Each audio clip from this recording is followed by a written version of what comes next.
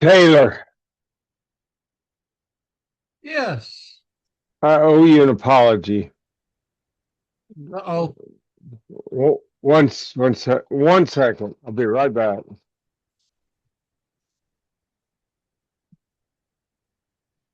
Just say, I'm starting. Janine. Go out the pearl for the trailer. Okay, whatever. But did you get the 18-inch bar taken care of? Yes, I did. All right. Yes, sir. All right. Love you. Bye. I love you. Bye. Sorry. All right. Uh, yeah, that paper was not due Monday. It's due tonight. Well, No I guess problem. I've already got it done. Well, I'm sorry. That wasn't fair.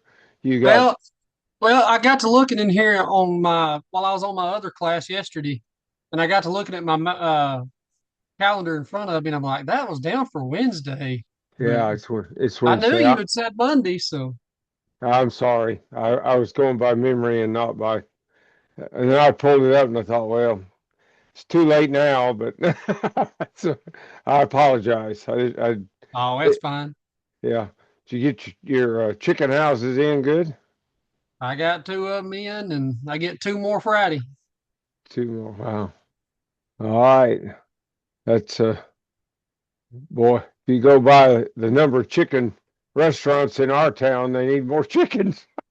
A lot more. Hello, Mario. How are you? Beyond blessed, Brother Hampton. How about you? I'm well. All Very right, brother. Glad to be here. yeah. Uh, well, I'm gonna give everybody another minute or so. I love that chip. You've got that your the way you distort the background. Your face kind of it sometimes it mashes one side in, sometimes it mashes the Just the way God made me. top. Yeah. All right. Everybody needs to let's in your LMS is a PowerPoint entitled "A Wise Man Looks at Alcohol," and that I put these in here because of two things. One, I think we need to be talking about it in the church, and two is we're going to be thinking about Belshazzar, who was drinking wine and foolishly asked for the implements of the temple to be brought in, and they drank wine, dedicating what they were doing to false gods. And of course, he died that very night. So I thought that fit, and we'll do one more about alcohol, and then I'm going to do stuff from my Revelation class on apocalyptic literature. We did do some figurative language the other day, but we want to do a little bit more.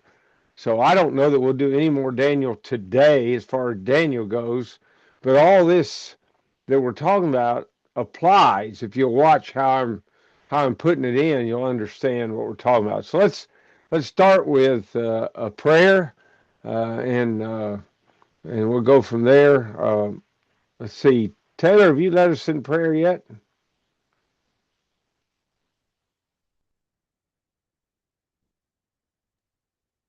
I do not know, but I can do one.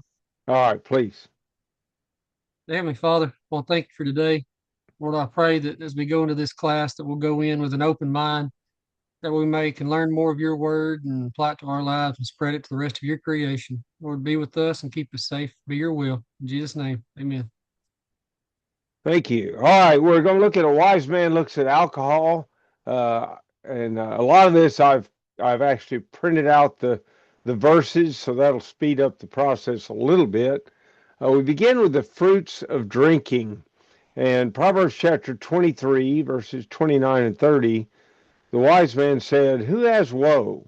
Who has sorrow? Who has contentions? Who has complaints? Who has wounds without cause? Who has redness of eyes? Those who linger long at the wine, those who go in search of mixed drink." Uh, I don't know what you you all know about alcohol. I have counseled alcoholics in the past. It's a very difficult thing to do. I think overall they're people uh, with good intentions. I don't challenge that at all. But they have so thoroughly addicted themselves to alcohol that they have very hard time understanding. But I've seen the things that are listed here: the red eyes, they're wounded. How'd you get hurt? I don't know. See, they were drunk, and when they were drunk, they did something and they got hurt, and they don't know. So that's one of the fruits of drinking. Also, there's sorrowful thought and complaint. Delitzsch talked about that, and that comes from the verse we just talked about. Uh, Exhausted purse, neglected work, anticipated reproaches, diminishing strength. That's what Delitzsch says about it. Uh, Alcoholics have a hard time keeping a job. And the reason they do is because because of the problems we listed previously. For one thing, they'll be late to work or not show up at all, and so they lose a job. Wounds, not for necessity or duty, in payment for nothing done or to receive. In other words, sometimes I'm doing work and I get hurt, somehow. You all have experienced that. I imagine Taylor, with all he's got going on, has surely experienced that. But but the drunk gets wounds, and they don't have a good reason for getting those. All right. Furthermore, the darkening of the eyes, clouding. They don't see well. They can barely get their eyes open when they're coming off the drunk, so to speak. Above, for those who tarry late at the wine and enter wine houses to test mixing of wine to water. So that's Solomon's first thought about the fruits of alcohol. Now, let's talk about an attractive beginning with a tragic end. Proverbs chapter 23, verse 31.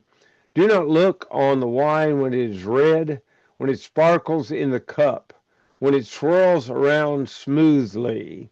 The point is, it looks good. It tastes good. Now, by the way, I'll say that's to some people.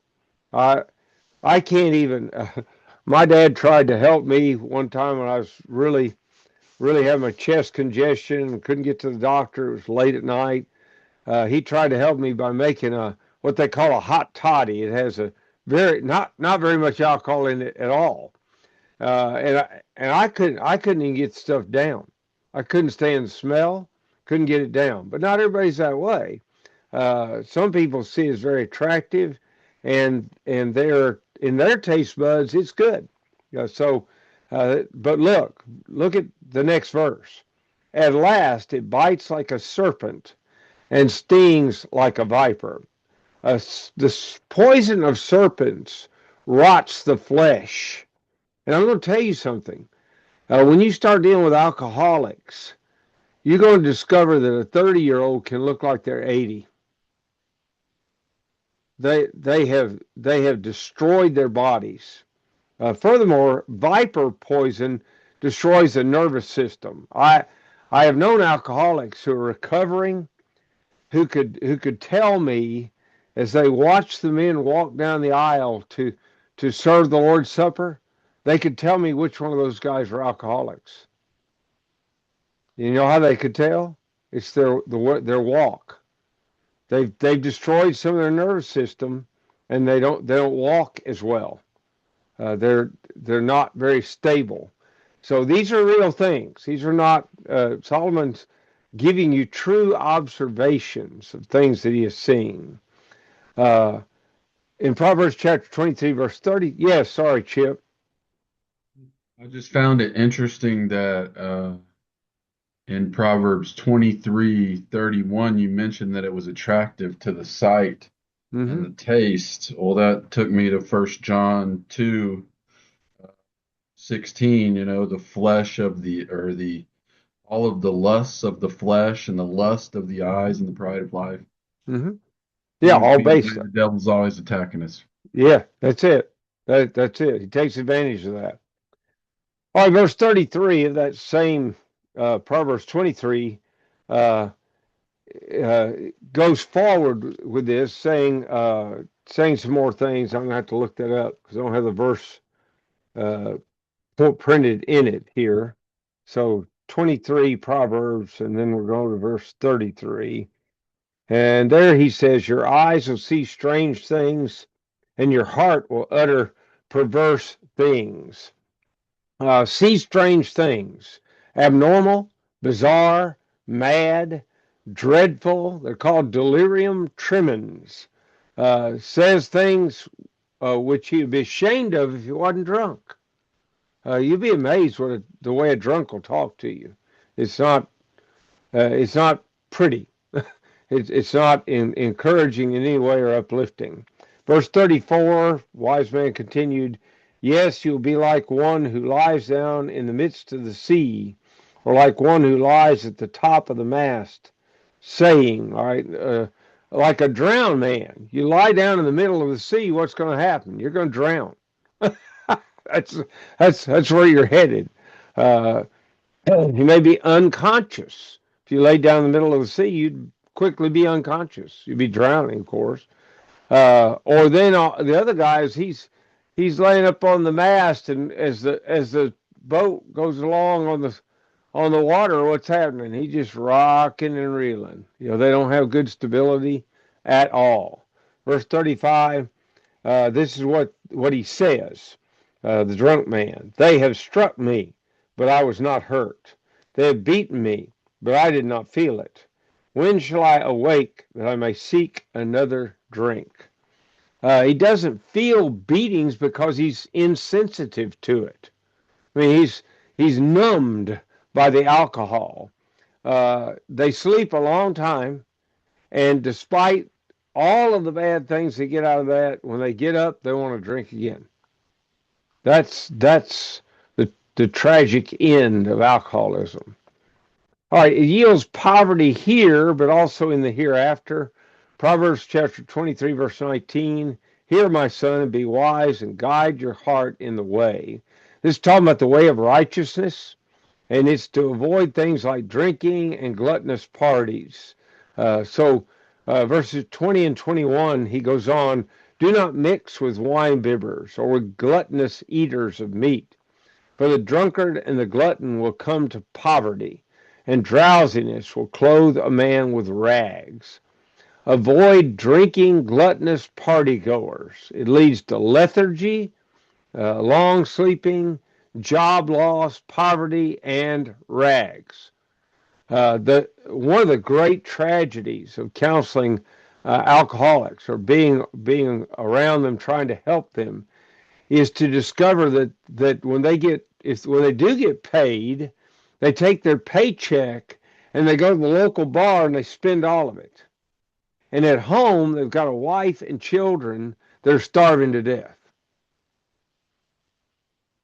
Eventually, they'll lose their house. They'll lose everything because they're that addicted to or wedded to, if you would, wine. Now, what we just said is also supported in part by Proverbs 21:17. He who loves pleasure will be a poor man. He who loves wine and oil will not be rich. Why? Because he'll spend all his money on wine and oil. It's not cheap. Even the cheap wine's not cheap. but the more expensive is even worse. All right. Furthermore, it'll cost us an eternity. In Galatians chapter 5, verses 19 through 21, we find Paul saying, now the works of the flesh are evident, which are adultery, fornication, uncleanness, lewdness, idolatry, sorcery, hatred, contentions, jealousies, outbursts of wrath, selfish ambitions, dissensions, heresies, envy, murders, drunkenness, revelries, and the like. Now, drunkenness, I think we all know. Revelries, this was a word that I had not looked up a number of years ago now. And they, Mardi Gras is celebrated. Everybody says, well, New Orleans, but Mobile claims to be the beginning place of Mardi Gras. To me, that's like claiming that you're the first one to kill somebody. I just don't, I don't think that's something to brag about. But Mobile did brag about it. When we first moved there, I didn't know anything about Mardi Gras. All I was told was it's a parade. They throw candy, they throw beads and other trinkets that your children will like it. So we had a fellow who eventually not only became a deacon, he became an elder in the Lord's church. But he and his wife said, "Come on, we'll take you down to Mardi Gras." I took Nathan and very small Nathan and Teresa, and we went to Mardi Gras. And first of all, I can tell you that a drunk on a horse is a dangerous thing. And the reason I know that is because a drunk guy trying to control his horse nearly crushed my wife and son. That's how bad. But the next day, in those days, I read the newspaper faithfully to keep track of what's going on. I do it a different way now. Still love the news. I just find my own ways to get it that are more reliable. But when I read the newspaper, it said 100,000 revelers filled the streets. So I looked up the word revelry, and it means drunken partying. I never went to another Mardi Gras. Not to a single parade, because it's not for Christians. It's drunken partying. It can cost you your eternity. All right. Any questions on that first one about some alcohol? Wise man looks at alcohol. That's all from Proverbs. Okay. We got another one. What does alcohol do? And we'll go over some of the same material, obviously. I'm giving these to you for two reasons. One, you need to know about it. But two, these are designed where theoretically you could preach them or teach them. Okay? Obed. Yeah. Just a quick one on alcohol. I just want to know if it's okay for a Christian to have a little bit of red wine every now and then. All right. That's gonna require a lot of thought and about various things. First of all, realize that in the New Testament times when the Lord was living, that the alcohol they had was not what I call hyped up. I'm sure there's a better word for it. I don't know what it is. The strong. Gary. What is it? Fortified. Okay. Alcohol in the Lord's Day was just naturally fermented, and I've seen studies. I'm talking about scientific studies, not our brethren, making up stuff or whatever. This historical and scientific studies that demonstrate that alcohol, when it is left to ferment on its own, that the top number percent of alcohol you can get in wine is 12%. That's the very top. Okay, so I'm going to take the worst number possible, 12%, because there's something in the fermentation process in natural fermentation in a grape that stops the alcoholic production. Now, I forget what that is, but if there are plenty of articles on it. I can help you try to find those as we have go along. But in the Lord's Day, they always mixed their wine with water. Again, the least amount of mixture. I'm taking all the worst case scenarios here. The least amount of mixture was 3 parts water, 1 part wine. Now, I'm not the world's expert on math, but if you put 3 parts water, 1 part wine, you have 12% alcohol in the wine. It looks to me like you're down to 3%. Uh, so in the New Testament, you'll notice, and even what we read from Solomon, the warning about tarrying long at wine. What was the danger of that? Well, the longer you sit at the table and keep drinking wine, the more likely you are to get drunk, to have it have a bad impact. So, it sounds like I'm going around the world, Obed. We don't have wine like they had. Look on your, and I'd say yours, okay, anybody. I'm not, look in the store. I'm not picking on you. Look on the bottle and look for the alcoholic content that's in wine. Modern wine has been, I'm going to use Ernest's word because I really don't know a lot about that part. And I'm not claiming Ernest does. He unfortunately had to work with that kind of people for a long time. Not now, but he did in the past. So I am told that 20% is about as low as you can go now. Because in the 900s AD, the Arabs found a way to so fortify the alcohol or the wine that the alcohol content would go higher. So is it okay for a Christian to drink it? Let me suggest to you that right now there's actually a trend among some young drinkers and among even some older drinkers to get wine that has no alcohol. And some of them are saying it tastes better anyway. All the good properties of wine can be found in non-alcoholic wine. All of them. Everything that will help you. Now, what have they also discovered? Alcohol is a carcinogen. If you like to have cancer, just keep drinking. Because it is a cancer agent, is what it is. Now, we make a big deal about smoking being a cancer agent. And by the way, I'm opposed to smoking. Okay, so I'm not defending smoking. But if we're going to attack something on the basis of cancer agent, you better look at alcohol as well. So, Obed, I'm not going to tell you it's absolutely wrong. Are you going to water it down to where it's not any stronger than what they drank when the Lord was walking the earth? If you are, then I'd say, well, that would be a personal choice. But I don't know anybody that does that. As soon as I say, oh, it's okay to drink alcohol, as soon as I say that, then they start drinking the uncut stuff, and it's dangerous. I've seen the end of that. So I tend to tell people stay away from it. We don't have the way to get it. I don't know what to take. If it's 20% alcohol, you're going to have to cut it.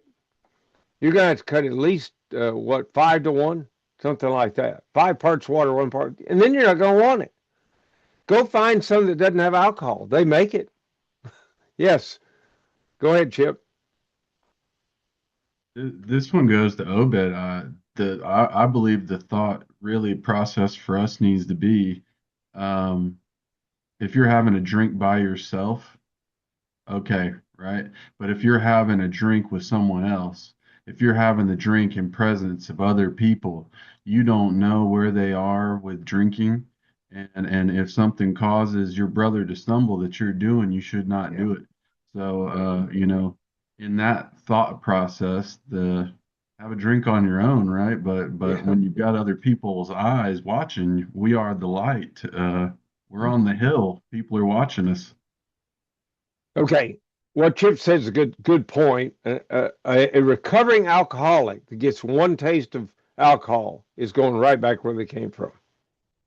I've seen it too many times. So that point is good. However, drinking alone still does not satisfy the problem with the alcohol. And in the United States, and from time to time, they've done these special presentations for young people, mostly, to teach them the impact. And what they do is they'll get a famous, maybe a radio announcer that all the kids know, and they'll get him to come out, and they put cones down, a cone, just a little, thing that marks where to go on the road. They put these cones down, and they make a winding path around this parking lot that they've closed off. Make a winding path. They take the radio announcer, and they say, okay, get in this car and drive and through the cones as they direct you. Well, he goes through and he finishes in so many seconds or minutes, whatever the case may be. He doesn't hit any cones. He has no problem negotiating it. When he gets back, they give him one beer. One. He drinks the beer. They have him wait 30 minutes.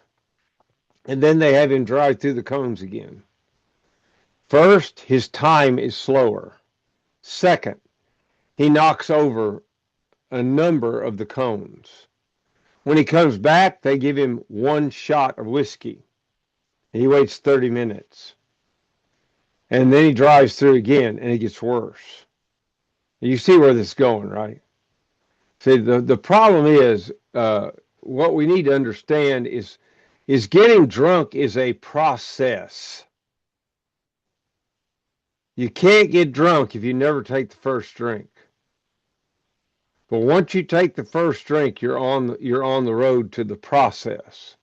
I'd stay away from it. And by the way, people that drink alone, Chip, they're the worst alcoholics I know.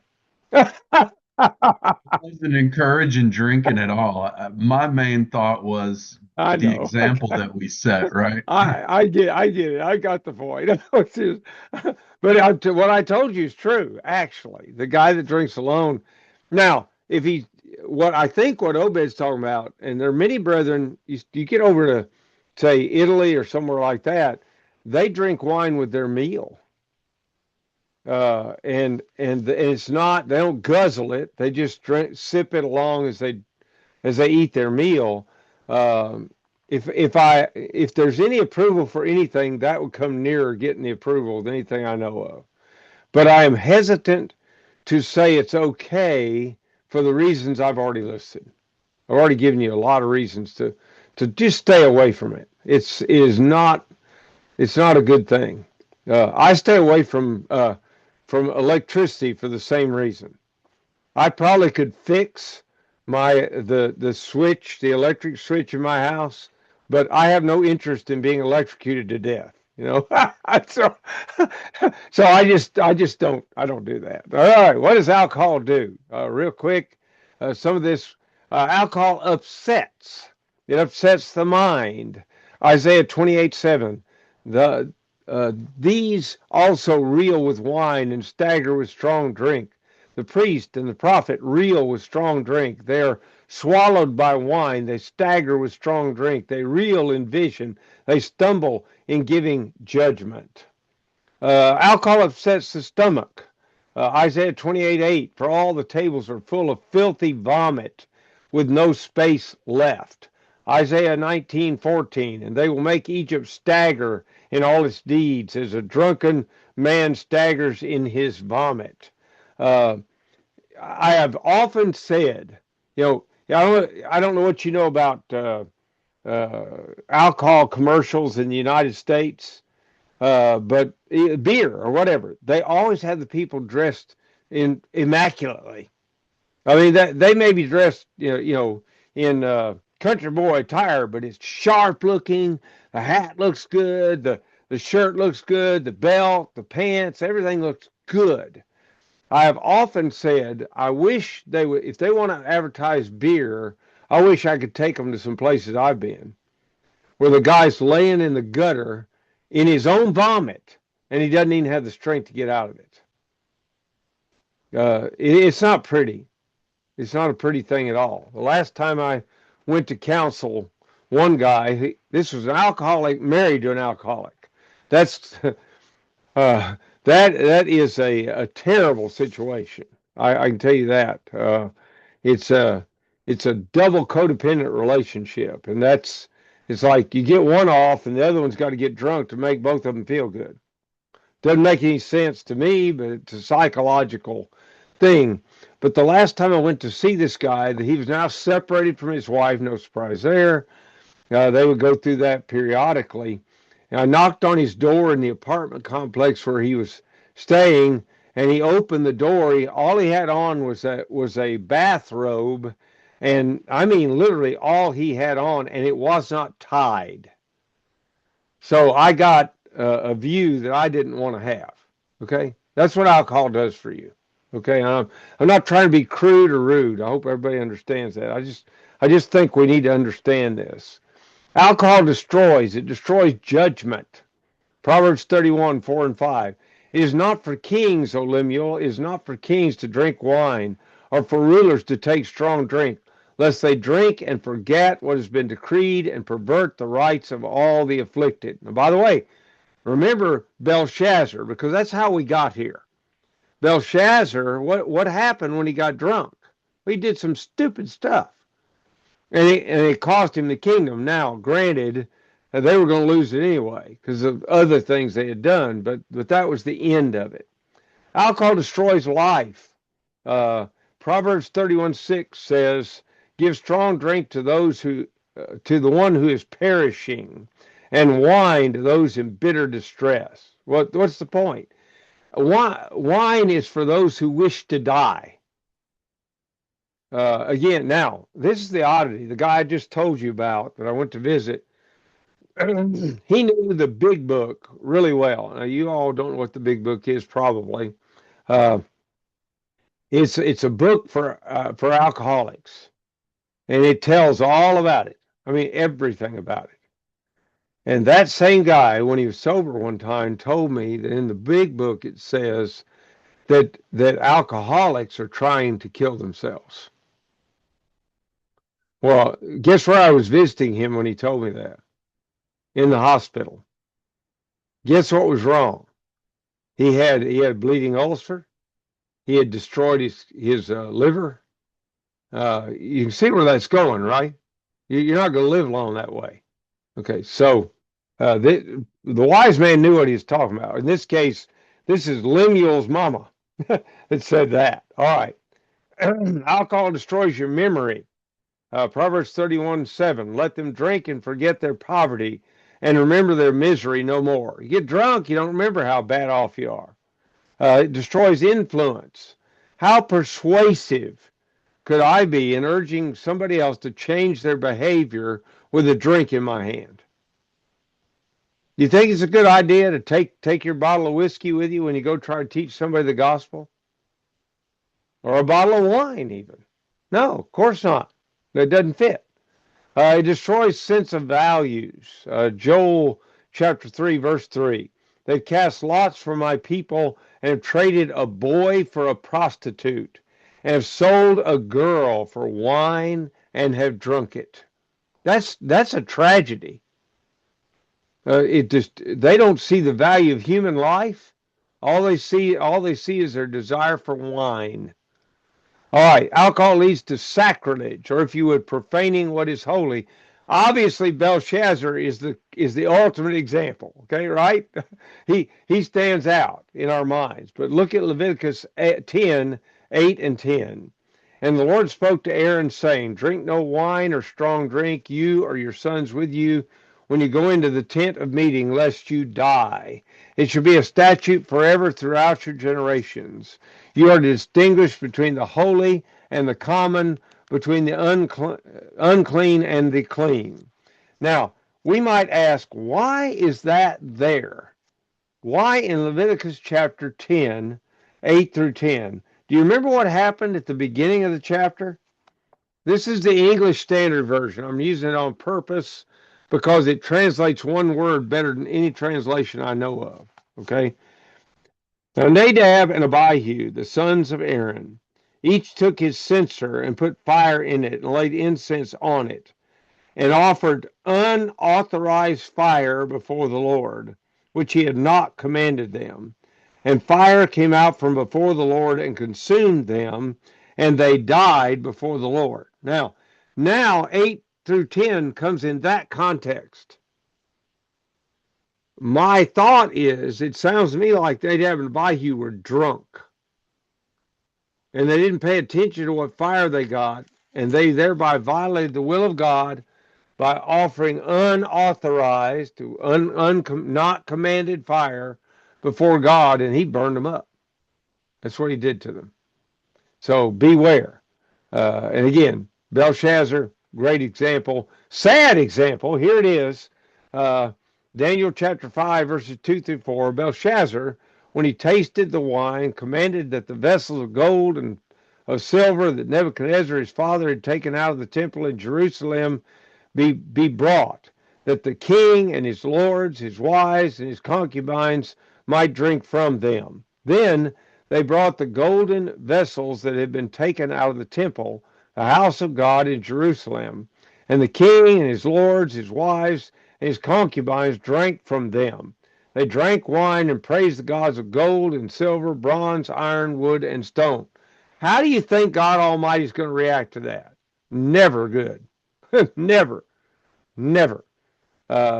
So alcohol leads to sacrilege, profaning what's holy.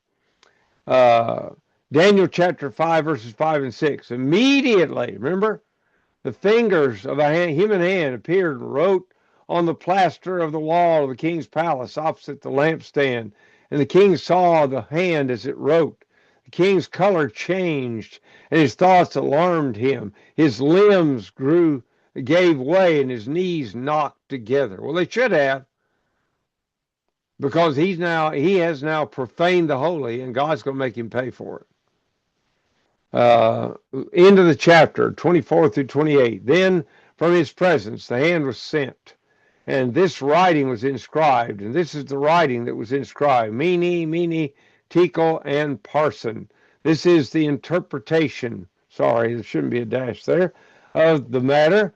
Mene, God has numbered the days of your kingdom and brought it to an end. Tekel, you've been weighed in the balances and found wanting. Perez, your kingdom is divided and given to the Medes and the Persians. How did profaning the holy work out for Belshazzar? Not very well. Not well at all. All right. Alcohol takes the heart away from God. Now here I'm thinking about devotion. Look at Isaiah chapter 5, verses 11 and 12. Woe to those who rise early in the morning, that they may run after strong drink, who tarry late into the evening as wine inflames them. They have lyre and harp, tambourine and flute, and wine at their feast, but they do not regard the deeds of the Lord or see the work of his hands. Their heart's focused on what? Wine. That's what it's focused on, not God. All right, look again. Hosea 4:11. Whoredom, wine, and new wine, which take away the understanding. Remember what I told you? Heart and mind in Scripture, most often, same thing. Same thing. What does wine do? It takes your mind away from you. All right, Isaiah 5:22-23. Woe to those who are heroes at drinking wine and valiant men in mixing strong drink, who acquit the guilty for a bribe and deprive the innocent of his right. They took their heart away from God. Again, alcohol makes one lose control. Look at the fruit of the Spirit. We've already looked at the negatives, so to speak, the works of the flesh. Now look at the fruit of the Spirit. The fruit of the Spirit is love, joy, peace, patience, kindness, goodness, faithfulness, gentleness, self-control. Against such things there is no law. How good's your self-control when you get drunk? Not good at all. Not good at all. Habakkuk 2:15-17. Now, this is what's going to happen to Babylon. Remember, Habakkuk wanted to know, well, what are you going to do about these folks? They're worse than we are. Well, here comes the answer. Woe to him who makes his neighbors drink. You pour out your wrath and make them drunk in order to gaze at their nakedness. You will have your fill of shame instead of glory. Drink yourself and show your uncircumcision. That's another way of saying nakedness, right? If you show your uncircumcision, you're naked. You get that out of that text, I hope. It's very clear. The cup of the Lord's right hand will come around to you, and utter shame will come upon your glory. The violence done to Lebanon will overwhelm you, as will the destruction of the beasts that terrified them. For the blood of man and violence to the earth, to cities and all who dwell in them. They lost control, and they're it's going to pay for it. They're going to pay for it. Alcohol makes one lose control. Sadly, the best example in Scripture may be Noah. Of all the people that you could name who would have this problem, Noah's the last one you'd think about. But Genesis chapter 9, beginning verse 20, Noah began to be a man of the soil, and he planted a vineyard. He drank of the wine, became drunk, and lay uncovered in his tent. And Ham, the father of Canaan, saw the nakedness of his father, and told his two brothers outside. Then Shem and Japheth took a garment and laid it on both their shoulders and walked backward and covered the nakedness of their father. Their faces were turned backward, and they did not see their father's nakedness. When Noah awoke from his wine and knew what his youngest son had done to him, he said, "Cursed be Canaan, a servant of servants shall he be to his brothers." Noah lost control. He's laying around in his tent naked. His sons see him that way. Well, one of his sons does. And it's a tragedy. It cost that family dearly. And it cost the Canaanites dearly for all time. Look at Genesis 19, beginning verse 30. Now Lot went up out of Zoar and lived in the hills, and his two daughters, for he was afraid to live in Zoar. So he lived in a cave with his two daughters. And the firstborn said to the younger, "Our father is old, and there's not a man on earth to come in to us after the manner of all the earth. Come, let us make our father drink wine, and we will lie with him, that we may preserve offspring from our father." So they made their father drink wine that night, and the firstborn went in and lay with her father. He did not know when she lay down or when she arose. The next day the firstborn said to the younger, "Behold, I lay last night with my father. Let us make him drink wine tonight also. Then you go in and lie with him, that we may preserve offspring from our father." So they made their father drink wine that night also. And the younger arose and lay with him, and he did not know when she lay down or when she arose. Thus both the daughters of Lot became pregnant by their father. Can you think of anything that demonstrates losing control better than that? He's so drunk he doesn't know that his daughters are having physical relations with him. And by the way, the children that come out of that end up being terrible enemies to the people of God. 2 Peter chapter 1, beginning verse 3. His divine power has granted us all things that pertain to life and godliness, through the knowledge of him who called us to his own glory and excellence, by which he has granted us his precious and very great promises, so that through them you may become partakers of the divine nature. Be God-like, is the way we would say that. Having escaped from the corruption that is in the world because of sinful desire, for this very reason, make every effort to supplement your faith with virtue, and virtue with knowledge, knowledge with self-control, self-control with steadfastness, steadfastness with godliness. Therefore, brothers, be all the more diligent to make your calling and election sure, for if you practice these qualities, you'll never fall. I don't want to get drunk because I don't want to lose control. I don't want to lose control because I want to go to heaven. And that's what I just read in Peter, right? 2 Peter? Pretty clear. Pretty clear. 1 Thessalonians 5, 2 through 7. For you yourselves are fully aware that the day of the Lord will come like a thief in the night.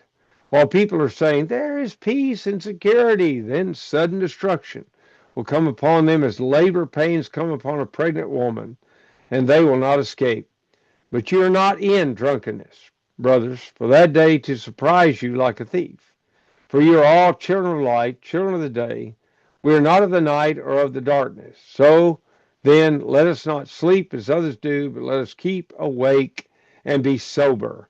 For For those who sleep, sleep at night, and those who get drunk are drunk at night. What's he saying? I tell you what he's saying. Do you want the Lord to come back and you be drinking? That's what he's saying. And the answer that Paul is giving is, I don't think you want to do that. You want to be self-controlled, sober when the Lord comes back. Alcohol can keep one out of heaven. Ephesians 5:18. Do not get drunk with wine, for that is debauchery, but be filled with the Spirit. And then we already read the works of the flesh earlier, Galatians 5. Included in that is drunkenness and orgies, which involve drinking as well. And then Thayer defines lasciviousness, that was listed, as unbridled lusts in excess. Revelings is a nocturnal and riotous procession of half-drunk and frolicsome fellows. Hence, used generally at feasts and drinking parties that are protracted till late at night and indulge in revelry. I told you about Mardi Gras. That's what it is. We had a member of the church in Mobile whose job was to repair elevators. The most expensive hotel in Mobile at Mardi Gras gave him a room to stay in at the hotel. You know why? Because the drunks kept tearing up the elevator. It wouldn't work. So he fixed elevators 24 hours a day through the whole Mardi Gras season. He's constantly on call. They call and say, hey, they tore up the elevator again. He had to go fix it. Because people couldn't get to their rooms, they couldn't get out of their rooms. because the drunks had torn them up. Let me tell you, revelings is not good. It's something we need to stay away from. All right. Any questions or comments on this? Sure, brother. Yes. Yeah, go ahead. Yes, thank you, Brother Hampton. I've always, well, first of all, I appreciate these presentations. I've always struggled with teaching on alcohol because the tendency can go in both ways. I can either say, yes, the Bible explicitly condemns just one drink, which I don't see explicitly in Scripture, and I can also say, no, it doesn't condemn it. So, go ahead and do whatever you want. But this is one of those topics in which I just kind of see the fatherly side of God, how He will pile up reason upon reason, so that we as children will finally conclude that it is a wrong thing to do. That is my personal conviction, and I really appreciated how you responded to that question back there. You're not condemning, but condoning um, as well. If you allow me to share just two insights from my experience when it comes to alcohol. One of the things that I found out pretty quickly about alcohol was how and I don't mean to admit to shameful things before the brethren. I've never been a severe drunkard, but I remember this one time in the midst of a very, very light haze years ago. I remember that I felt so ashamed that I couldn't pray because my mind just felt all over the place.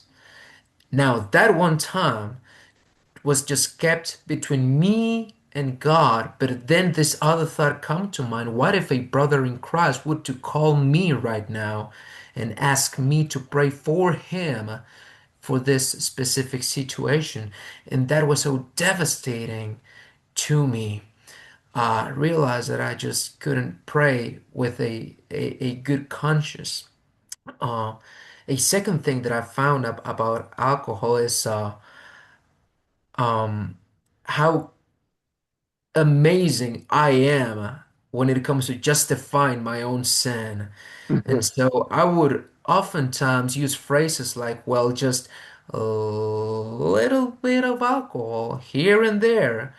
Because let's just be honest, brethren, these negative consequences come from severe drinking, from not having moderation. And so you'll hear preachers saying, well, just be moderate about it and you can do it. Well, it's like, do you really, how much self-control do you want to give up? Just a little bit? But but but wouldn't Satan take advantage of that? I mean, I believe it was Romans 13:14 that said, make no provision for sin. Make no provision for sin. If you can fact check me on that one, it'd be great.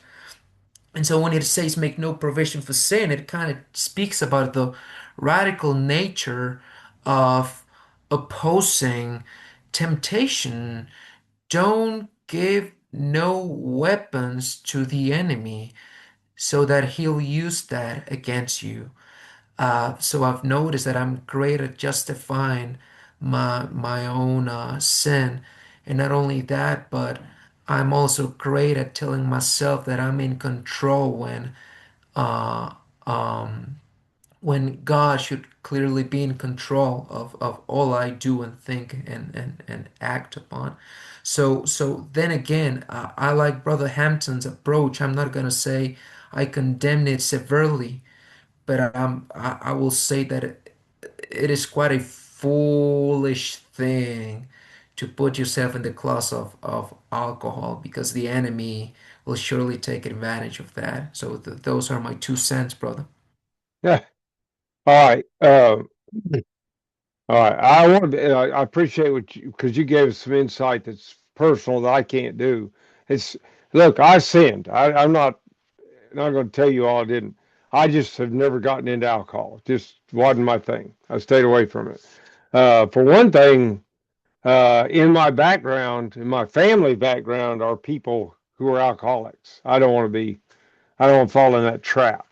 It may be that I'm susceptible to that. I don't know. But I want to remind you, Mario's somewhat brought it up. If you think you can drink any alcohol at all, then I challenge you to reduce it to 3%. I challenge you to do that because in the first century they never were above that.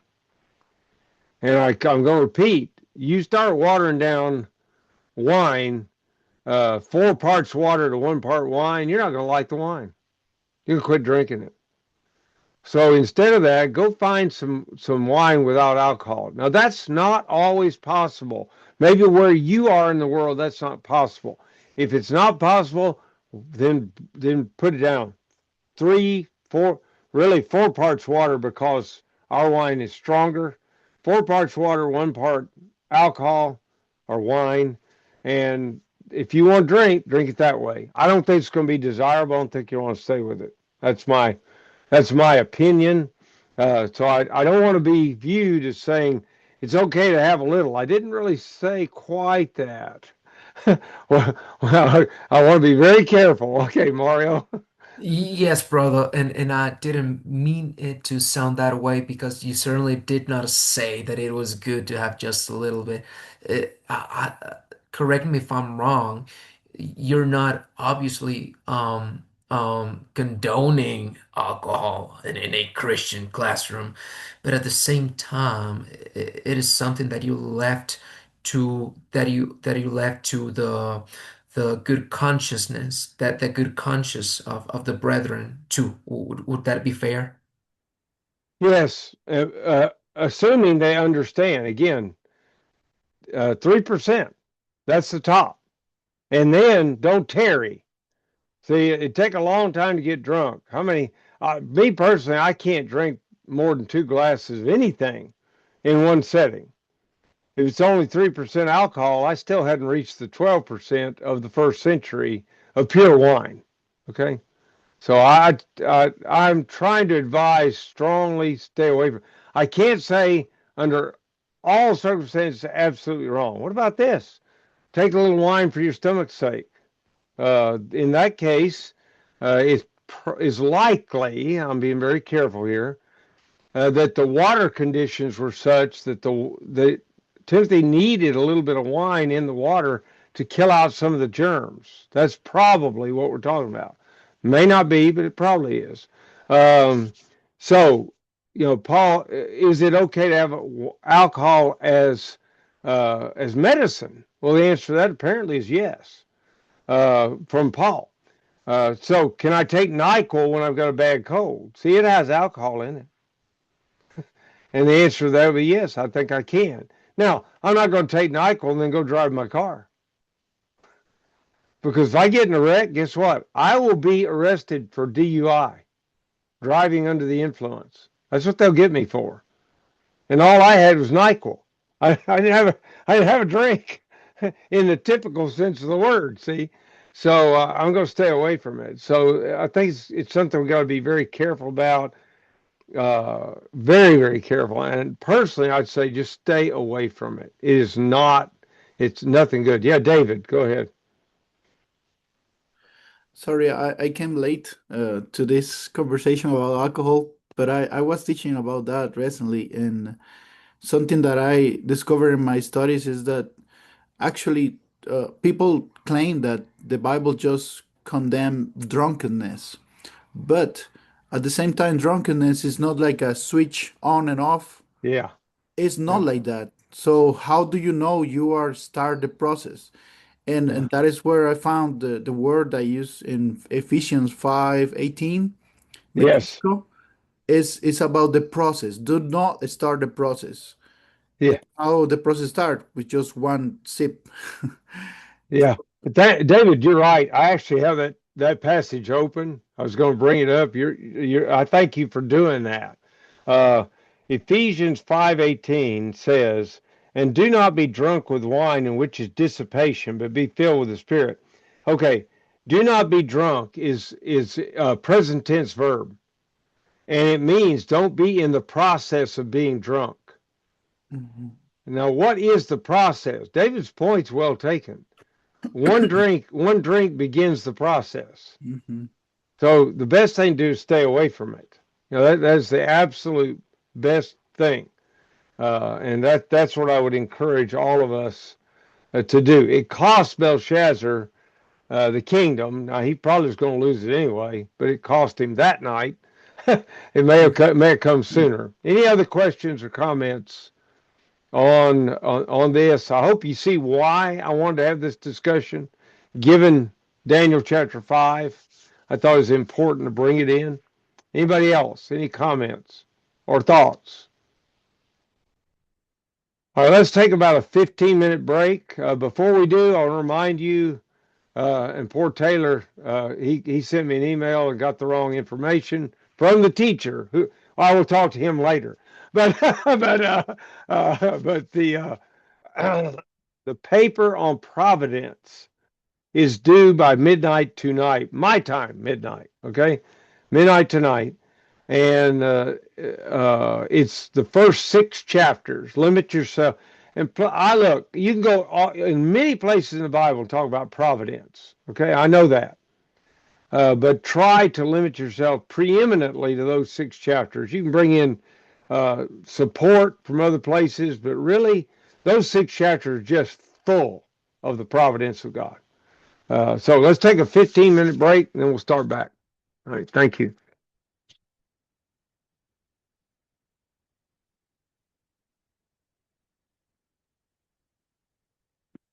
See.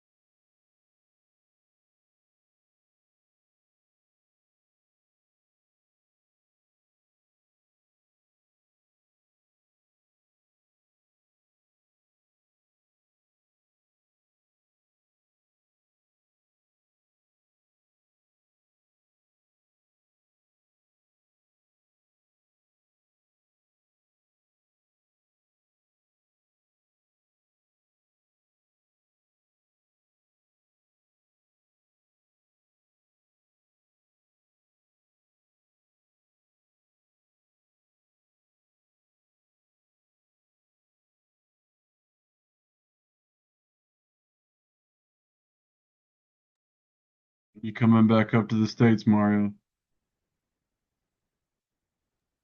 Oh, am I? I said when. Uh, I am not quite sure, brother, but let me tell you, my heart is always willing. I'd Right. love to. Well, with Yeah, those, I hate I couldn't catch up with you when you came to Georgia. I know, brother, I know. Would have been great. But let me tell you, with the weathers that you Americans have right now, I know I ain't missing any of that right now. I understand that. I was gonna say after I talked to Mario last week, I think I like their weather better. Most definitely, brother. You'd love it here. Yeah. It was so funny. Last time I was complaining about my 41, and then Brother Taylor comes and says, "Well, we're at 9 here." My goodness, no way. Yeah, it's been interesting the last few weeks. My children have gone to school I don't know, maybe 2 days out of the last 8, 9 school days, I guess. I don't Oh, even know. bad. Yeah, it's absurd. Yeah, y'all don't do anything when it is a snow day. Is that right? I would like to think that that's wrong. I mean, we're doing all kinds of stuff over here. Right, They right. send them a lot of work, so I'm like working on this schoolwork, trying to work with them with their schoolwork. So it's interesting. Okay, I see how it is. All right. Yeah, the great benefits of children from one one of the drawbacks, but there's a lot of really positives, so I can't complain. You help Can your children with their schoolwork. Is that what you just said? I'm relearning school as I'm you know what they did, Brother Hampton? They have changed math. I It's know. not the way that we were taught to do it. I would imagine you and I were probably taught the same way, but they have this new technique, and I don't even know how to do it at all. So it's like, I don't even know. Well, the little bit I know about it, and I know very little, it's more complicated to do it the new way than it was the old way. That's what I think too.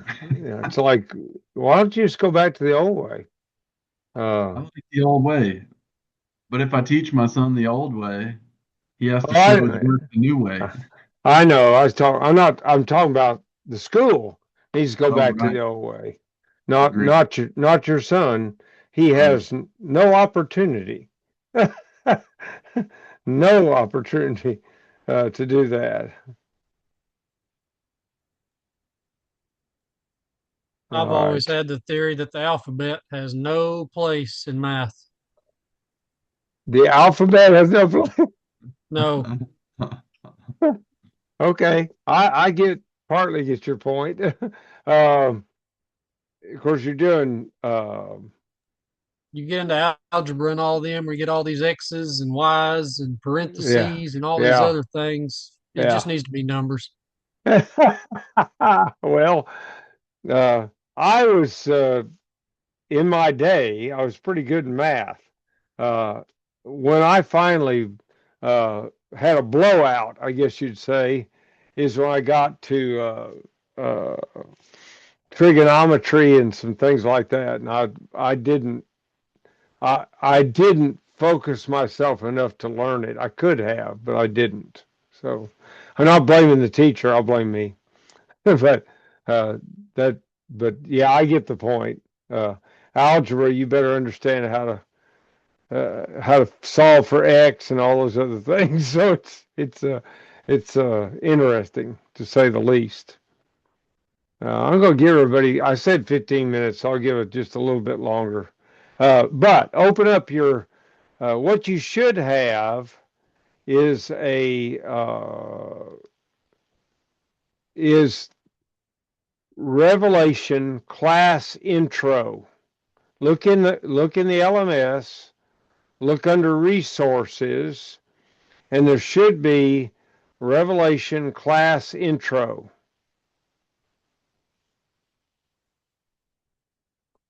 And I test this that's how I go find it myself, even though I've got it on my computer. I don't have to look it up, but I test it that way.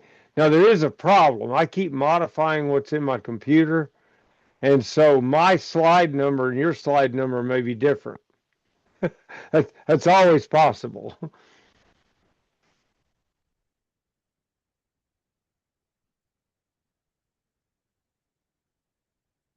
Okay, so everybody got the Revelation class introduction? All right, somewhere about slide number 8, you will find a slide entitled Apocalyptic Literature. It's either slide 8 or 9, one or the other.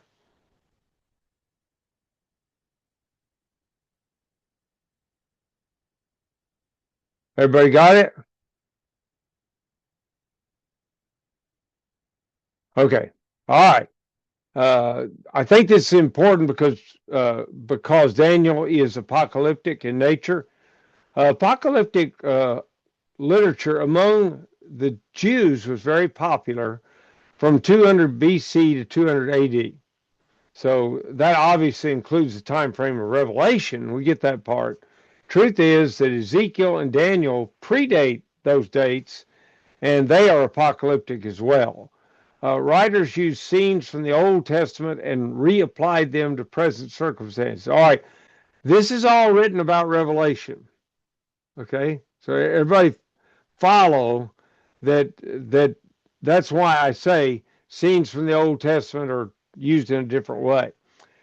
Jewish apocalyptic literature takes the contemporary problems of the writer and clothes them with the language of the past. So 404 total verses. Sweet found 278 alluding to the Old Testament. Tenney found 348 contextual connections. Perhaps more than 90 of Sweet's verses contain 2 references. So I've come up with 404. I don't care what number you come up with. The point is, Revelation's got a lot of apocalyptic reference to Old Testament prophecies. That's the important thing. John's apocalyptic writing. John takes scenes from Ezekiel, Zechariah, and Daniel and reapplies them to the problems of the 7 churches of his own day. Apocalyptic literature uses code communication. Now, you might say, why?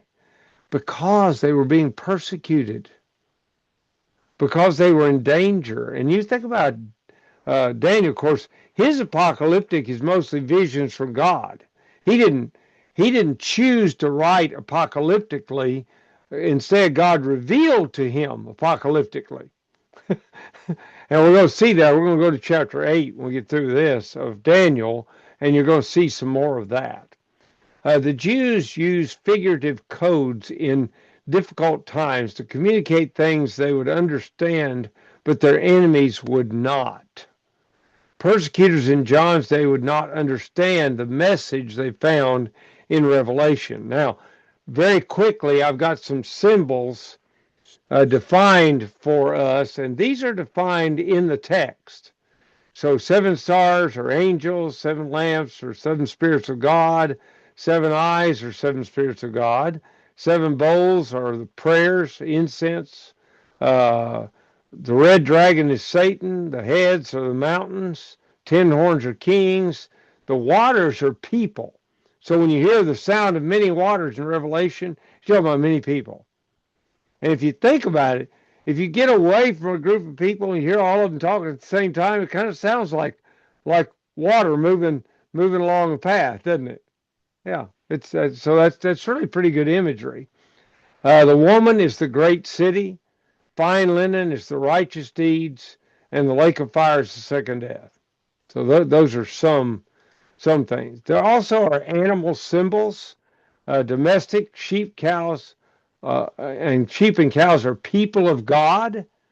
You ever thought about that? The Lord is my shepherd, I shall not want. That'd be one way. But what about that the the elders are to take heed to the flock of God. See, that makes us sheep. Violent animals include goats, lions, beasts, dragons. They're usually enemies of God and of his people. And we're going to see a little bit of that when we get to Daniel chapter 8.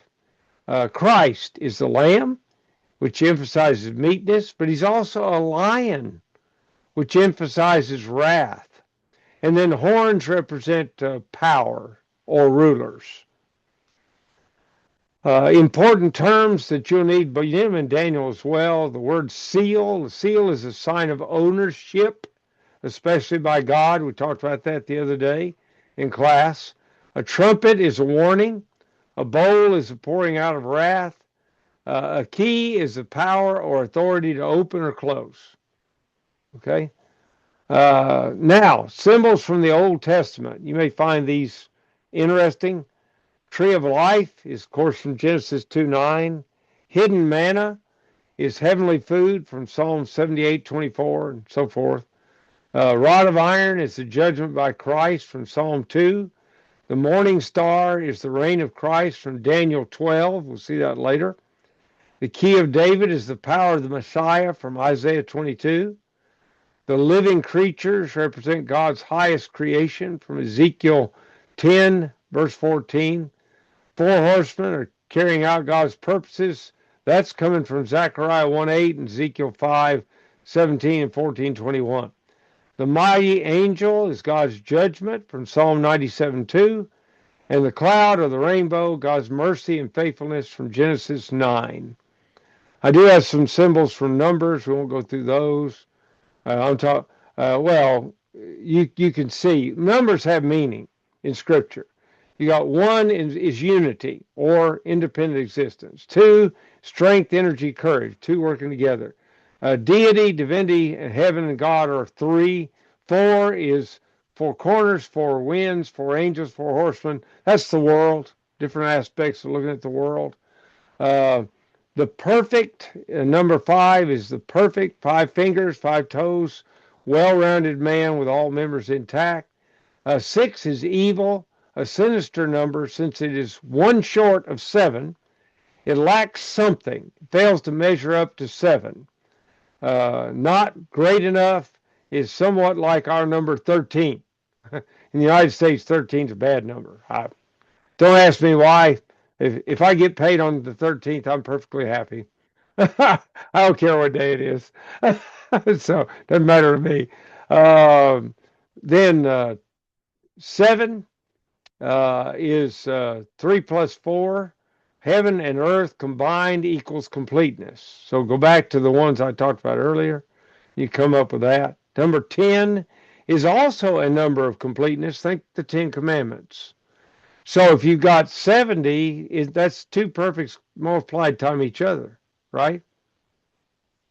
You got 100,000, that's a certain number of multiples of 10. I hadn't tried to go back and figure that one out, but you get the point. 12 is 3 times 4. It's organized completeness. 12 tribes, 12 apostles, and then 12 times 12 equals 144. And then add 10 times 10, 3, multiply that by 10 3 times, and you end up with what?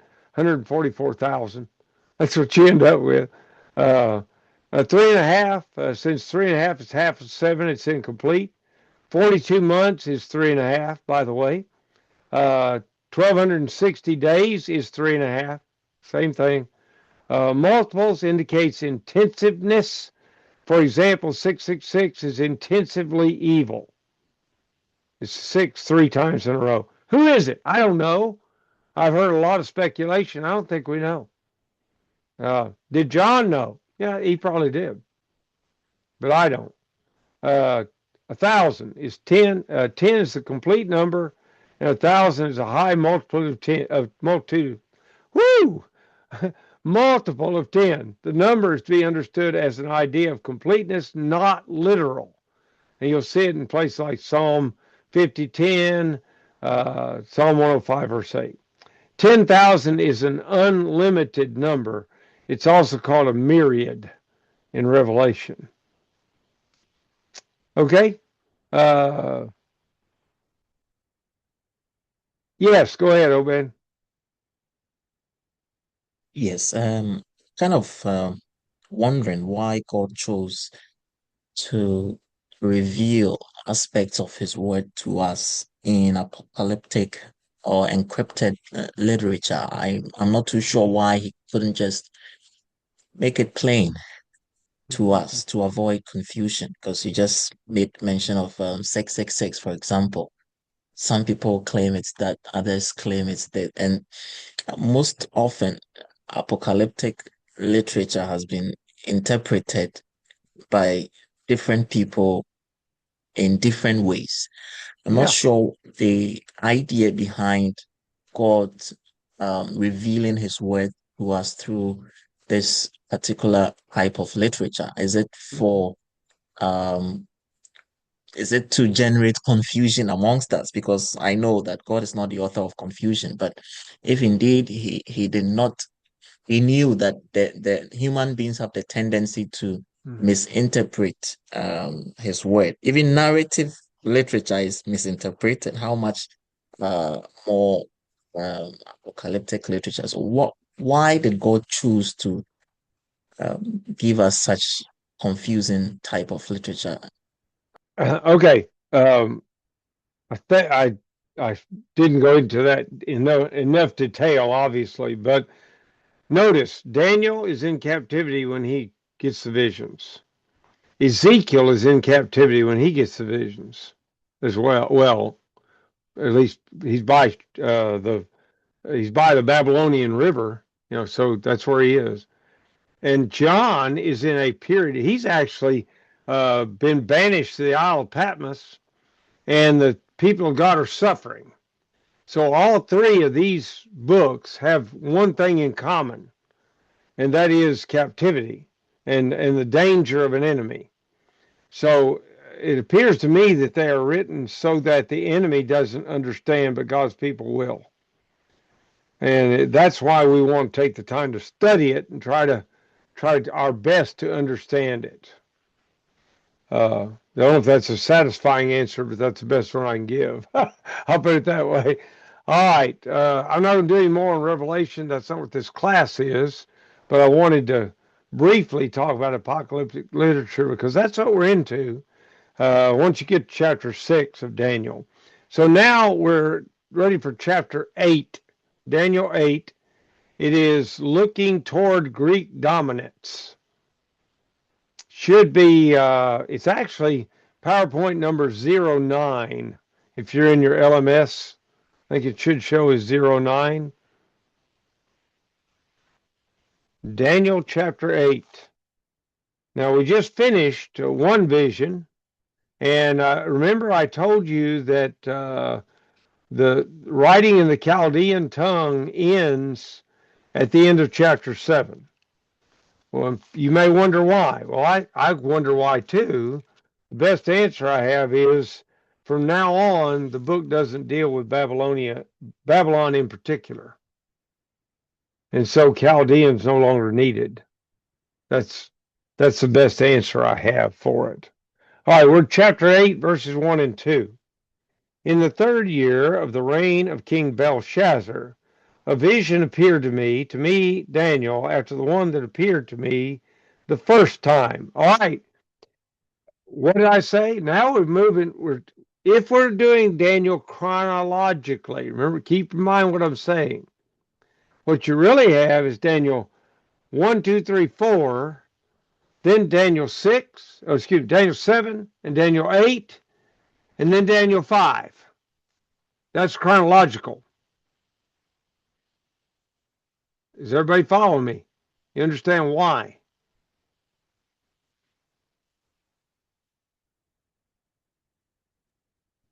Could you say those in Say the order, order please? one more time.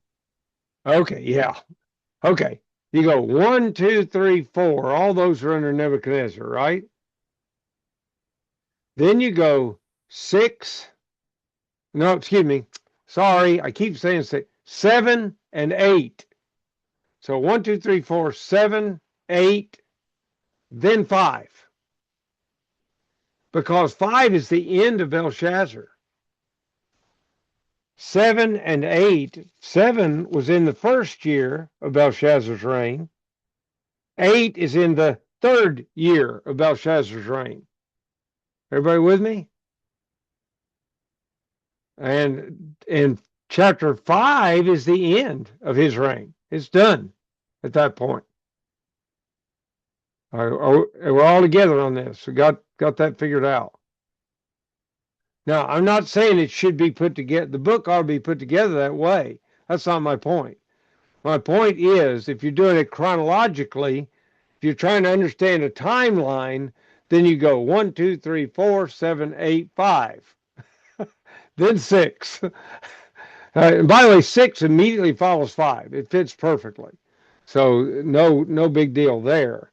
But 8, third year of the reign of Belshazzar. I saw in the vision, verse 2, and it so happened while I was looking that I was in Shushan, the citadel, which is in the province of Elam. And I saw in the vision that I was by the river Ulai. All right, the vision came during Belshazzar's reign as co-regent with his father, Nabonidus. Yes, Chip. To knock you off here, going back to what you were talking about there, to finish out all the chapters in the book, are the rest of them in chronological order? So we've got 1, 2, 3, 4, 7, 8, 5, 6, and then do there. Well, 9 would be okay where it is.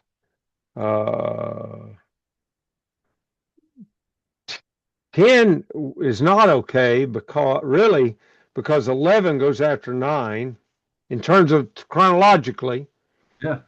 Thank you. Okay. Yeah.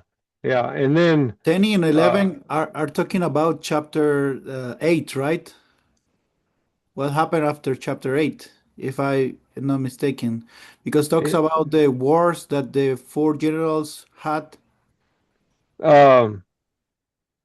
Okay. I'm not talking about the chronology of the vision, David. So let's be careful. I'm talking about chronology of when he received the vision. That's what I'm being careful about. Yes, David, you're right. I'm not arguing with that. You're exactly right on that. But if you're putting it, and don't do that. I'm just giving you a frame of reference. You need to understand that the visions occur even before some of the events of the book of Daniel. Okay, that's all I'm trying to help us understand. But David is right. When we get to chapters 10 and 11, we're going to be looking at the generals and all the fussing and fighting they did. We're going to be talking about the Ptolemies and the Seleucids a lot, in those chapters. And historically, they obviously would come later. If you're talking about totally chronological, they come later. So maybe I created my own problem. I don't know.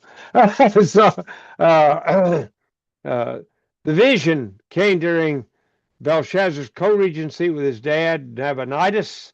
It was the third year of his reign. He came before Daniel 5, but after Daniel 7, because he says so. He says, this isn't it's like the first vision, but it's new, what he said.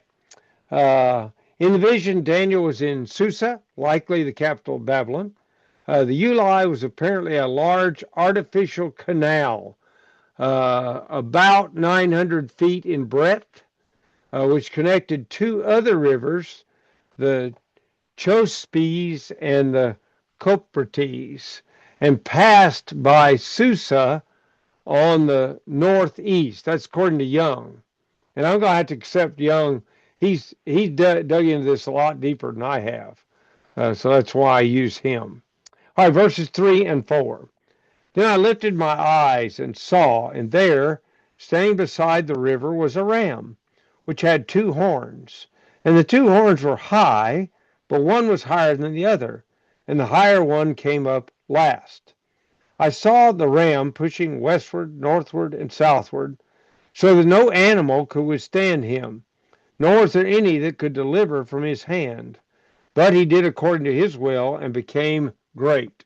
All right, two horns, one horn higher than the other, which may indicate one side having greater strength than the other.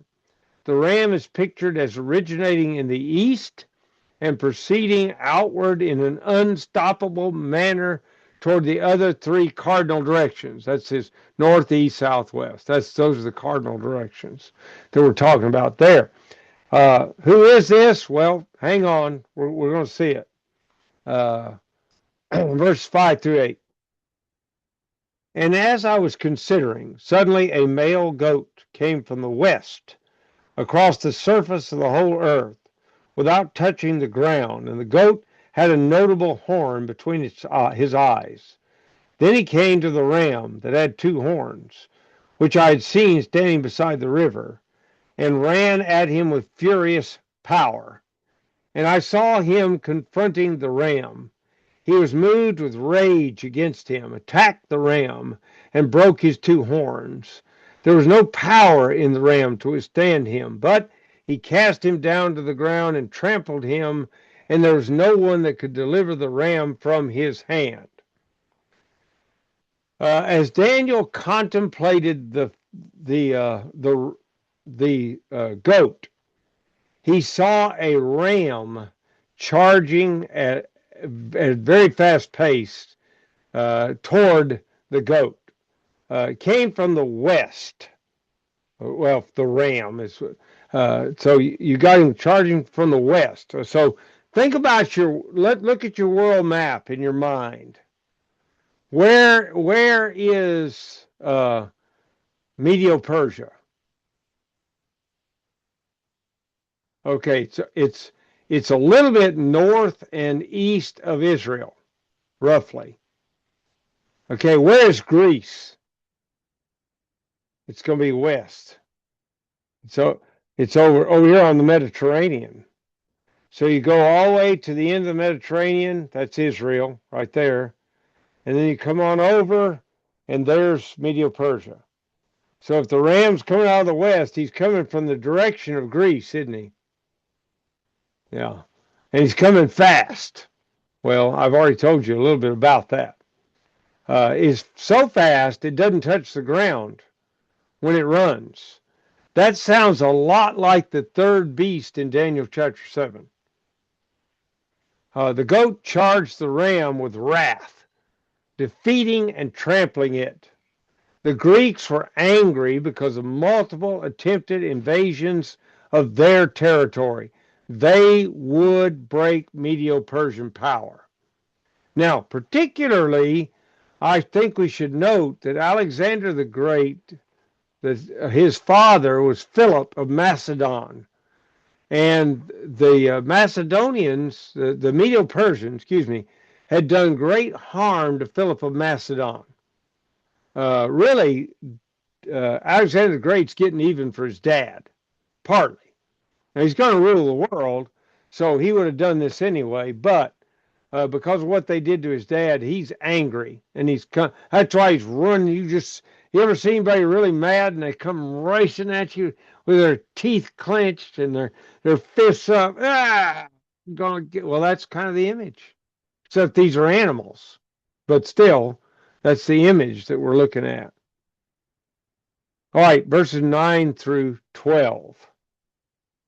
Same 8th chapter. Well, I need to read verse 8. I skipped 8. I apologize.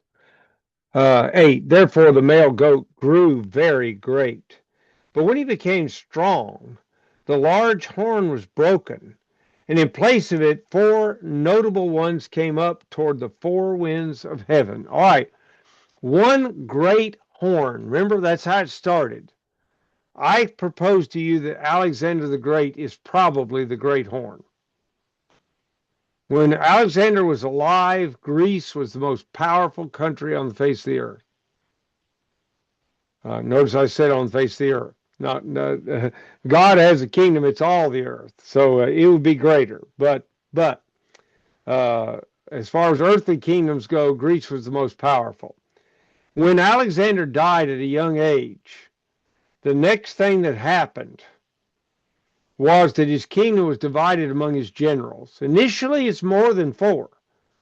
but 4 of them become the most dominant. And then those 4 ultimately are boiled down to 2. And so David obviously has already been looking at this. You go down to chapters 10 and 11, you're going to see the 2, the Ptolemies and the Seleucids, and they're going to butt heads. Putting it in that's an old expression, but they're going to go after each other big time. So that's what I think is going on there. So now we go on to verse. I read verse 9. That tells you that part. Verse 10. And it grew up to the host of heaven, and it cast down some of the host and some of the stars to the ground and trampled them. He even exalted himself as high as the prince of the host, and by him the daily sacrifices were taken away, and the place of his sanctuary was cast down. Because of the transgression, an army was given over to the horn to oppose the daily sacrifices, and he cast truth down to the ground, and he did all this and prospered. All right, out of the one horn came 4 horns. A little horn, not the same as the big horn, and by the way, not the same as the little horn in chapter 7. The little horn in chapter 7 has to do with Rome. This is Greece.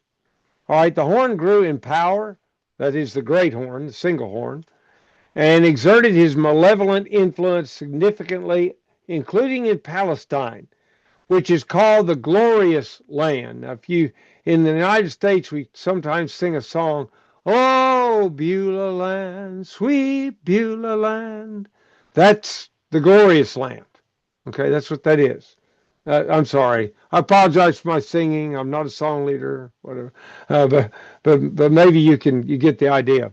The invading movement was arrogant, perhaps signified by its self-exaltation to the host of heaven.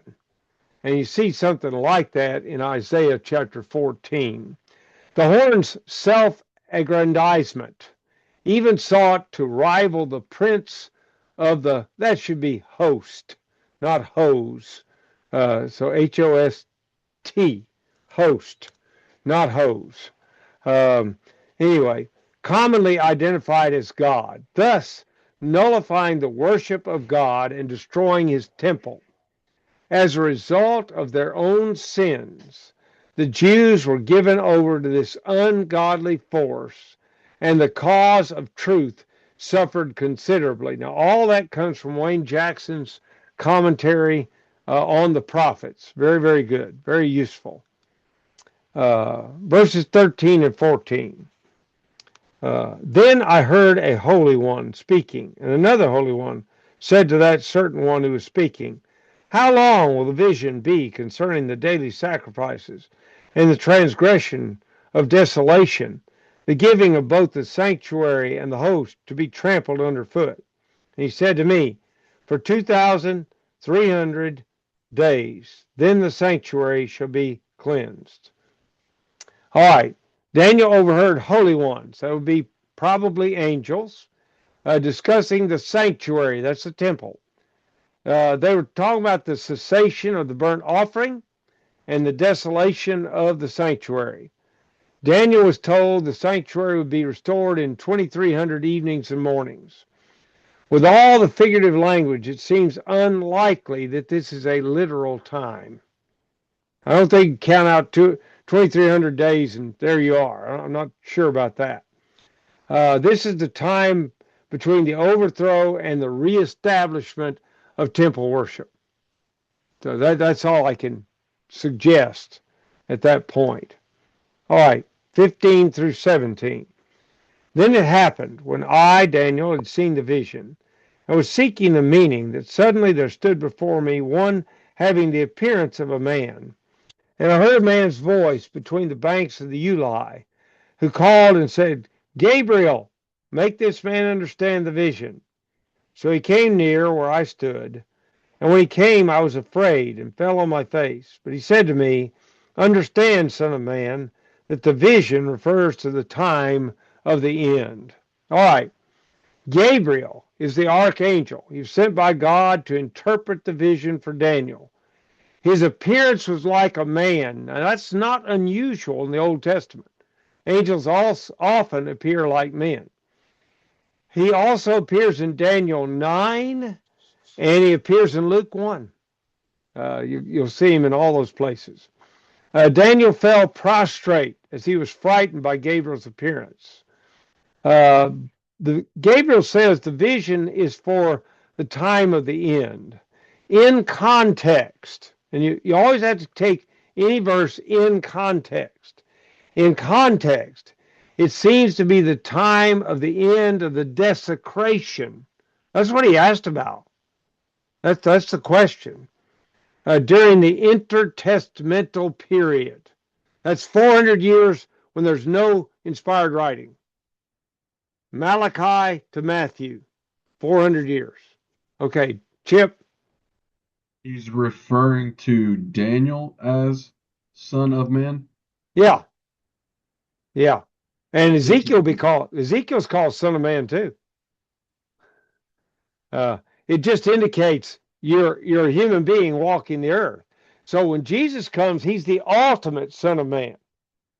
But he's still a human being walking the earth. Isn't he God incarnate? Isn't that right? So he's Son of Man. Okay. Yeah, very good. Good catch. And it's something we need to think about.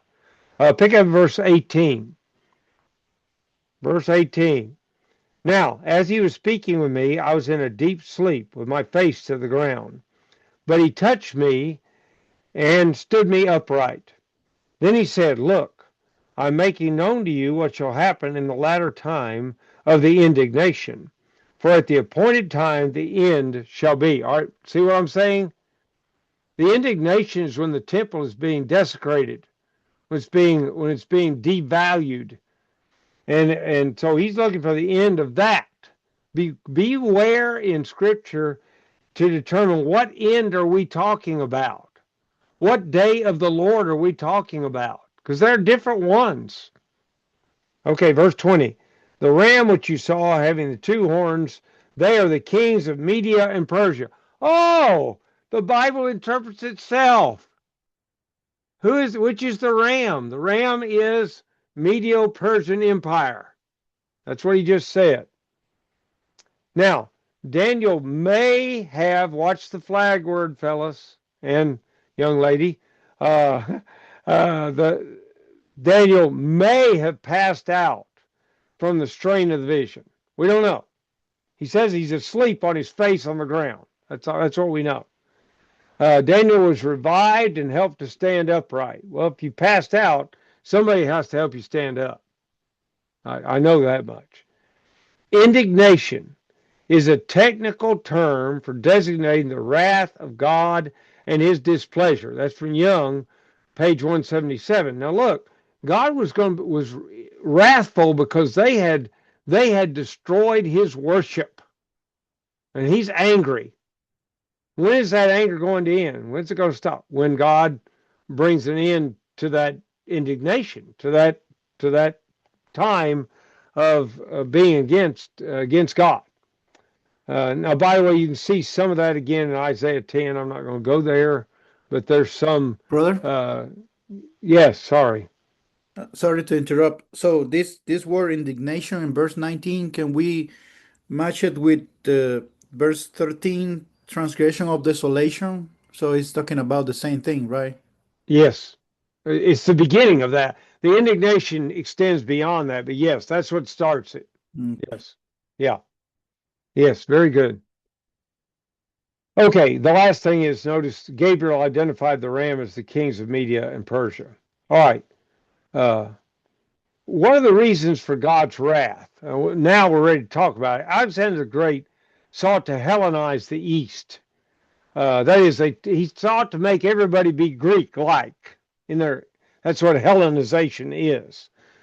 So many young Jews, even priests, were influenced to accept Greek customs and follow the Greek religion. The result was a corruption of morals and transgressions of the law. Now, I'm going to give you one example. The Greeks, in their exercise in the gym, exercised in the nude. That wouldn't be right for God's people. But that's what Alexander's trying to get people to do, is go his way. Ultimately, God's wrath came upon his people because they didn't remain true to him. Interesting, isn't it? That the focus here is mostly on his wrath directed to his own people because they're not doing what's right. Okay. Look at verse 21, where it says, "And the male goat is the kingdom of Greece. The large horn that's between its eyes is the first king." Ding!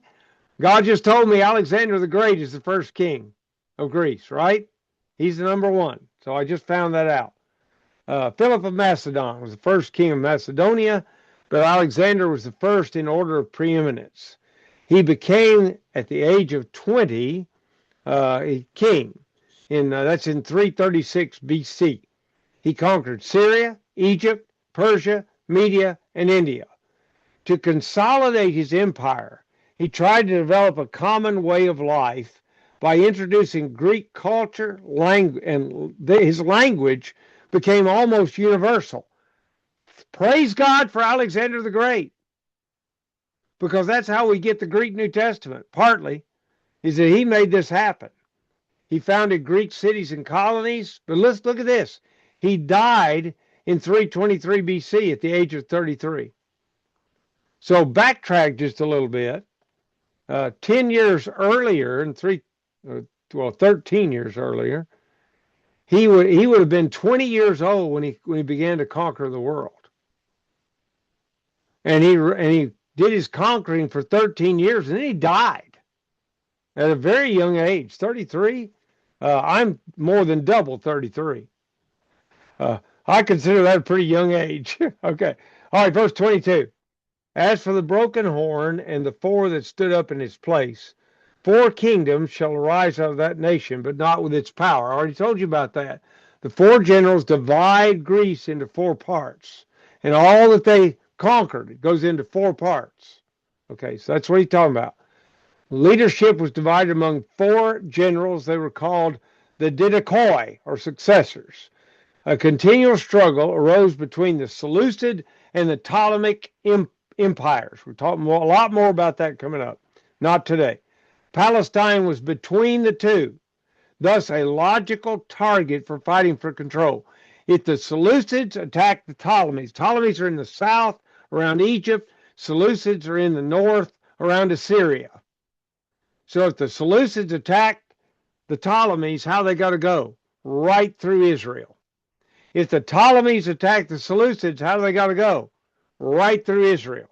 So Israel gets beaten up by everybody during this point in time. Palestine fell into Syrian or Seleucid hands in 198 BC. They tried to force them to accept Hellenism. Persecution led to the Maccabean revolt. I do not believe 1st and 2nd Maccabees are inspired, but 1st Maccabees is pretty good history. Historically, it's pretty accurate. Okay. All right, verse 23 to 26. "And in the latter time of their kingdom, when the transgressors have reached their fullness, a king shall arise, having fierce features, who understands sinister schemes. His power shall be mighty, but not by his own power. He shall destroy fearfully, and shall prosper and thrive. He shall destroy the mighty and also the holy people. Through his cunning he shall cause deceit to prosper under his rule, and he shall exalt himself in his heart.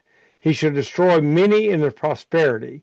He shall even rise against the prince of princes, but he shall be broken without human means. And the vision of the evenings and the mornings which was told is true. Therefore, seal up the vision, for it refers to many days in the future." All right. Antiochus Epiphanes IV, by the way, gave himself the name Epiphanes. You know what that means? Glorious one.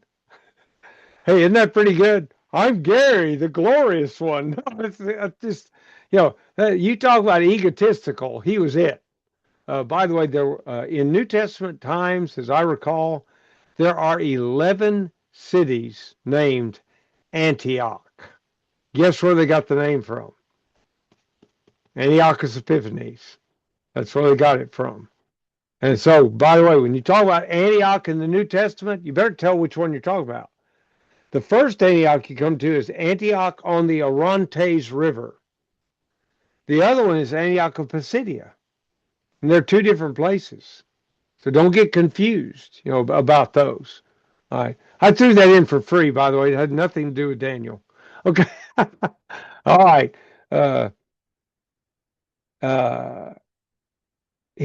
Antiochus Epiphanes sold the high priesthood to the highest bidder, appointing Jason a proponent of Hellenism. Well, that's no surprise.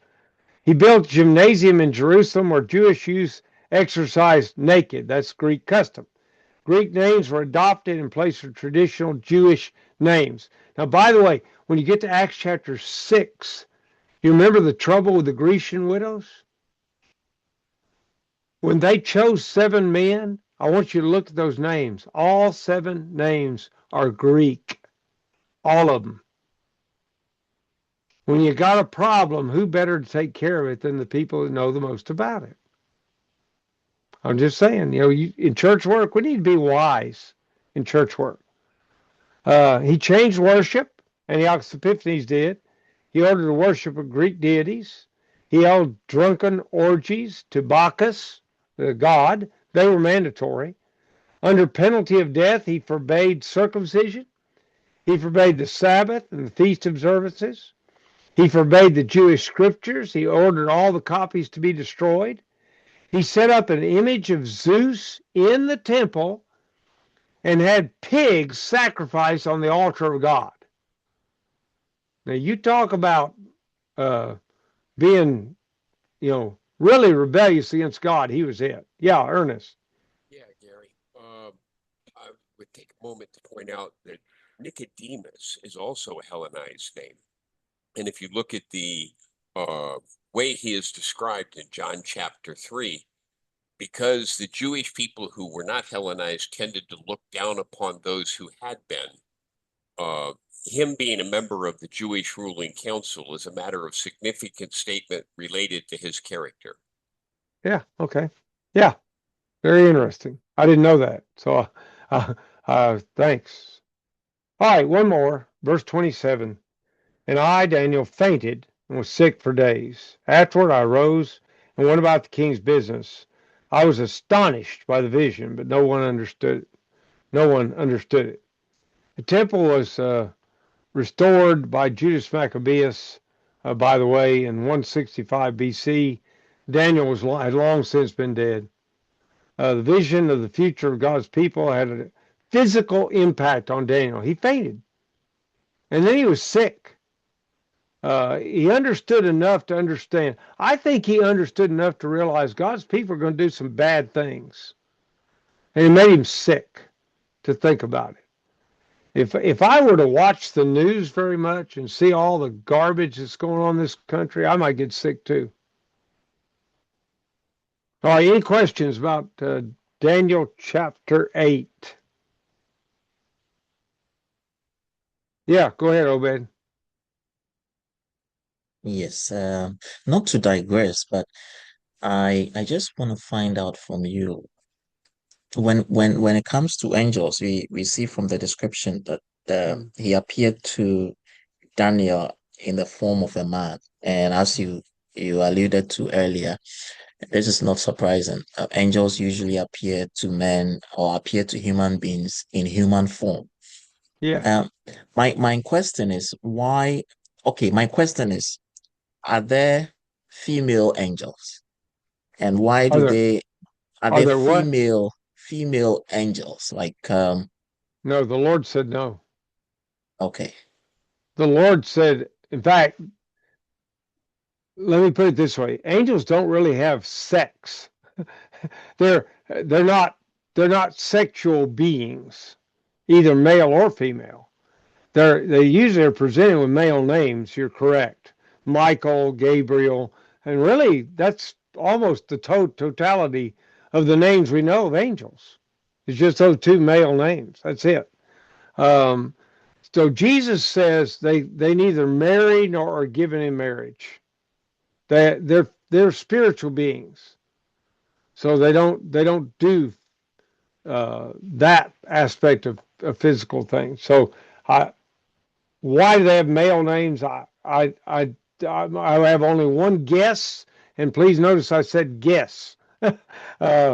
My guess is because God made man be the head of woman, and so it has more to do with authority than it does anything else. That's what I think. But am I right? I don't know. When you get to heaven, ask God. He'll know. I don't. Okay, good question though. Yes, anybody else? All right, anything you would offer that would improve the class? Is this helping you now, putting all these pieces together?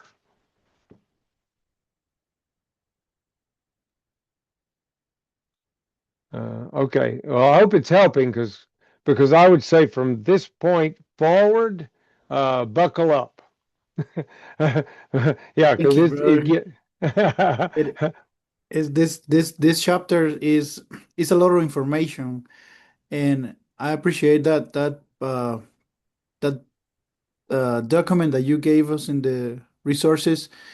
And I recommend all the guys, if you want to go and look just videos about the history of Greece Empire, is very, very useful when you see all that and then you read the Bible or vice versa.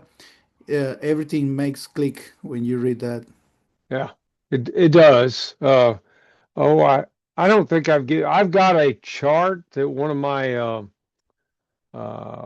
former students made of the ruling kings and the prophets and all the times. If you guys would like to I forget. I don't think that's in the LMS. Uh, if it is, I don't remember it. I need to look and see. Uh, but if it's not, I'll try to get it to you. It's helpful. There may be an error or two in it, but it was done to the best of his ability at the time. It's pretty good. It is Yeah. amazing how God, the knowledge or the foreknowledge of God, how even the river, because the war between Greece and the Middle Persia was beside the river. So Yeah. it's amazing. Yeah. Yeah. If you put it all together. Yeah. If you look at it purely historically and geographically, the Bible is right on target. Goes right down the line. Yeah. Anybody else or anything else? Okay, for everybody except Taylor, the paper is due to tonight. You may think, why am I singing out Taylor? Because I stupidly told him Monday was the deadline, and poor Taylor, he's busy expanding his work on his farm, and here is a teacher making him do extra work early. I'm sorry. I already apologized to him, but I don't mind apologizing to everybody. That was my mistake. It's not due till tonight at midnight or whatever. All right, Disregard everybody, that email I sent then. what'd you say? Disregard the email I sent then. Uh, okay. If I may have told somebody else that. I don't know. But if I did, I'm sorry. My stupidity. I do occasionally make mistakes. For example, I have had Moses on the ark, and I feel like if you can get Moses on the ark, you can do anything. All right. See you all, Lord willing, next Monday.